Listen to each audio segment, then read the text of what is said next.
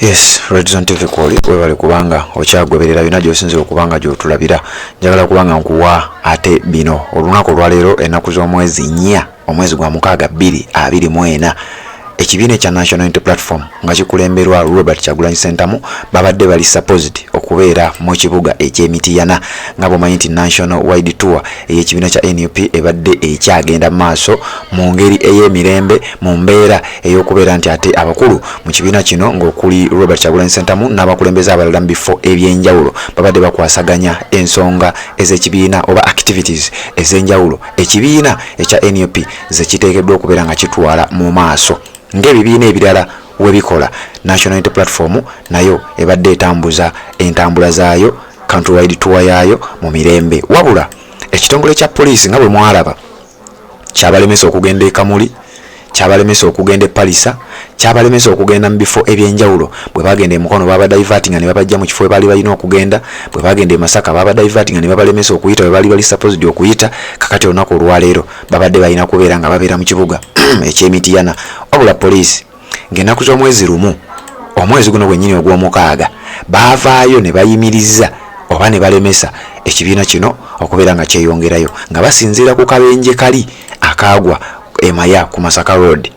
Kati ne wetwogerera ekibiina kino olunaku olwaleero tebakkiriziddwa kubeera nga bagenda Emityana mu countrywide tour yaabwe ebadde egenda okubeera Emityana era okusinziira ku mukyalo oyo gwolaba mwita Rachel Kawala ono nga naye mukyala wa poliisi side ze Emityana mu kye bayita Wamala region nga ye mwogezi wa bendobende eriyo okusinziira ku kiwandiiko ekyateekeddwa ku mikutu gyabwe nga Uganda Police Force egy'enjawulo omuli ogwa Twitter, Facebook n'emikutu emirala baategeezezza era ekiwandiiko kino kankikuyitireitiremu. We would like to remind the public that the police management on June 1st, 2024 halted any further consultative activities of the National Unity Platform as a party on public and road safety reasons. Nti ng'ennaku z'omwezi lumu omwezi guno gwennyini ogw'omukaaga ffe nga abakulembeze b'ekitongole kya poliisi twagala okutegeeza eggwanga nti twayimiriza era twalagira oba twayisa ekiragiro nti tewaddamu okubaayo enkuŋŋaana zonna oba activities zonna ez'okwebuuza ku bantu consultative activities ez'ekibiina ekya National Unity Platform okubeera nga zikolebwa oba nga zigenda mu maaso tetwazikkiriza twaziyimiriza. Naye jjukira nga bwe nakugamba luli nti poliisi si yeyina okuyimiriza wabula bano bagamba nti twayimiriza era ekibiina kino tebakkirizibwa kubeera nga bakuba enkuŋŋaana zonna olw'ensonga za road safety reasons. Amateeka g'oku nguudo okubeera safe ku nguudo okukwasaganya entambula z'oku kkubo nti bwe baali bagenda e Masaka waliwo akabenje akaagwa mu kkubo era kwe twasinziira okubeera nga tuyimiriza enkuŋŋaana zaabwe zino. Wuliriza.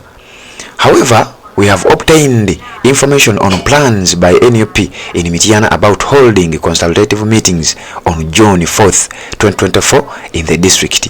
Nti newankubadde twabayimiriza newankubadde twabalemesa twabagaana okubeera nga bakuba enkuŋŋaana endala njagala okutegeeza nti twafunye amawulire ag'ekyama nti Emityana eyo aba NUP bategeka okubeera nga bakola consultative meetings zaabwe ennaku z'omwezi nga 4 omwezi gwa 6 lunaku lwaleero mu district eyo nti bateekateeka okubeera nga baaniriza omukulembeze wa Robert Kyagulanyi Ssentamu bateekateeka okubeera nga bakola enkuŋŋaana zaabwe ez'emirembe mu kibuga eky'Emityana. Twafunye amawulire nga galaga kino nti bano bagenda kuba oba balina enteekateeka ezikwasaganya meeting zaabwe oba consultative meetings zaabwe.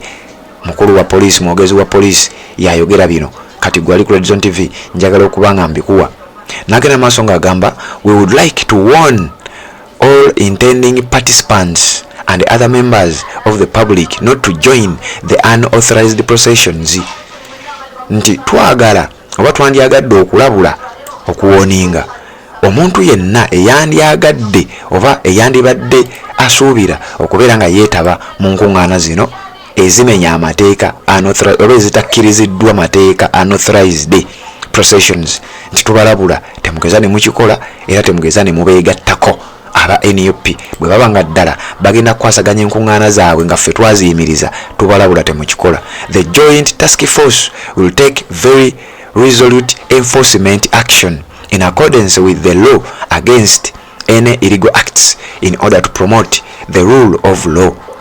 Nti ekitongole kya poliisi ffe abakuuma ddembe tujja kukwasaganya ensonga eno era tujja kukola kyonna ekisoboka okulaba nga tukwasaganya abantu bano singa banaba bakikoze mu bumenyi bw'amateeka.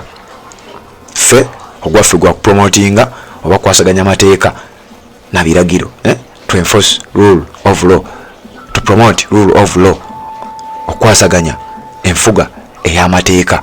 Naye nojjukira wanaakugambye to promote the rule of law, era poliisi si yakkirizibwa okuyimiriza enkuŋŋaana zino, naye ate kugamba tuli beetegefu okufaafagana n'omuntu singa enkuŋŋaana bazikuba. We therefore urge the public to observe the law and order. Nti era tukubiriza abantu okwetegereza, okuteeka mu nkola, okugondera amateeka n'ebiragiro. Nassaako omukono Kawala Rachel oyo gw'olabaawo mu kifaananyi, bamuyita Kawala Rachel nga ye mwogezi wa poliisi mu bitundutundu mu kye bayita Wamala region. Eno waliyo Mityana, waliyo Kasanda, waliyo Mubende n'ebitundu byonna ebiri sayidi eyo. Poliisi zonna ye mwogezi w'ekitundu ekyo ekimanyiddwa nga Wamala Region Police Spokesperson Kawala Rachel yabadde message gye yasindise eri abakulu b'ekibiina ekya National Unity Platform. Wabula bino byonna nga bigenda mu maaso, ekibiina kya DP kya FDC ekikulemberwa Dr. Kano Kizza Besigye nga wetwogerera bali mu kutambulira n'essaawa eno ennyini bali mu kitundu ekimanyiddwa nga Amuria, nabo bali mu kibayita FDC consultative meetings era ne bagamba tujja. Are you ready to welcome Dr. Kizza Besigye? Amuria district baliyo lunaku lwa leero ng'ennaku z'omwezi 4 mwezi gwa mukaaga 2024. Soroti baliyo nkya ng'ennaku z'omwezi 5 mwezi gwa mukaaga 2024 bagenda Soroti. FDC mu budde bwe bumu nga NUP bagiganye. Ng'ennaku z'omwezi mukaaga okwosa enkya mwezi gwa mukaaga 2024 bagenda Kapchorwa. FDC mu budde bwe bumu nga NUP bagiganye. Ng'ennaku z'omwezi 7 mwezi gwa mukaaga 2024 bagenda Mbale. FDC nga mu budde bwe bumu nga NUP bagiganye. FDC consultative meetings zigenda maaso era weekend balina entambula emu 2 3 4 bali mu kibuga kya Amuria lunaku olwaleero, enkya bagende Soroti, oluddako bagende Kapchorwa, oluddako bali Mbale. NUP yo babagamba temukkirizibwa kubeera nga mutambula oba nga mukola meeting yonna oba activity yonna. Ebibiina byombiriri, in fact ekibiina kya NUP kiri mu mateeka ate na wano mbadde nkoze n'ensobi. FDC teri mu consultative meetings wabula munnabyabufuzi Dr. Kano Kizza Besigye ne group ye ya Katonga chapter, kubanga bano tebali mu FDC. Kakati bo batambulira mu tteeka ki oba bannayuganda beemu ku bibuuzo bye beebuuza. Naye wano ku Redison TV tujja kujja byonna tubeere nga tubikutuusaako. Weebale kubanga okyagoberera byonna gy'osinzira okubanga gy'otulabira. Kyokola kya mutawaana nnyo, gw'atanaba kubanga osubscribinga kirira wansi awo olaba ekigambo subscribe kikwateko, kwata akade ka notification obeere nga tomissinga nsonga yonna, tuwuliziganye mu updates ezigenda okubanga ziddako mu maaso awo.